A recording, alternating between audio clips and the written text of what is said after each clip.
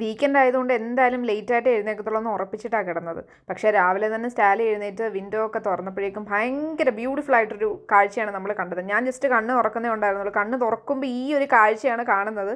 അപ്പോൾ തന്നെ ഭയങ്കര ഒരു സന്തോഷം തോന്നി. കാണാനുള്ള സന്തോഷം മാത്രമേ ഉള്ളൂ കേട്ടോ. ഇറങ്ങുമ്പോൾ അത്ര ബ്യൂട്ടിഫുൾ അല്ല, നമുക്ക് നടക്കാൻ നല്ല ബുദ്ധിമുട്ടാണ്, സ്കിഡ് ചെയ്യാനുള്ള ചാൻസ് കൂടുതലാണ്.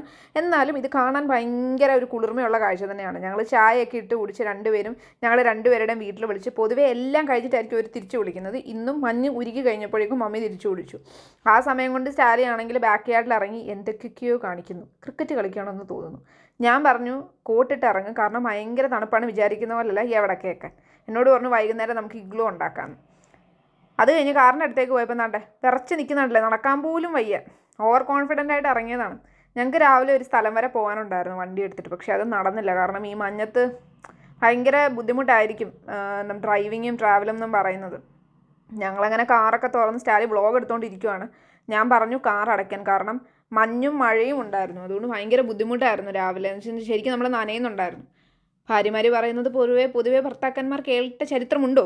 ഇല്ലല്ലോ. അതുകൊണ്ട് ഞാൻ പറയുന്നത് കേട്ടിട്ട് പോലും ഇല്ല. അവസാനം ഞാൻ തന്നെ വന്നാൽ കാർ അടച്ചു.